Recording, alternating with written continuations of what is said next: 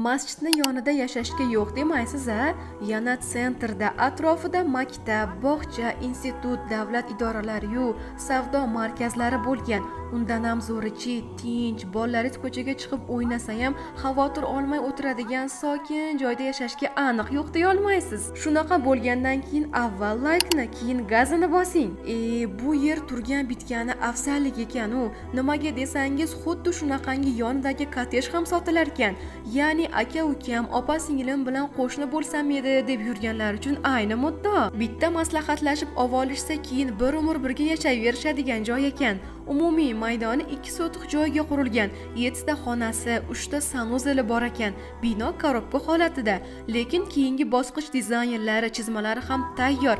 Alohida pul sarflab dizayner chaqirmas ekansiz. Gaz, svet, suv, kanalizatsiyada muammosi yo'q. Narxini esa 76 ming kami bor deyishmoqda. Описаниyaga tushing, nomerlarni qoldiramiz. Telefonlashib savdoni pishitaverasiz. Manzil esa Qo'qon shahar G'ishtlik masjidi yaqinida joylashgan. Shunaqa sharoitdagi joyni tanishlaringizni hammasiga yuborib qo'ying.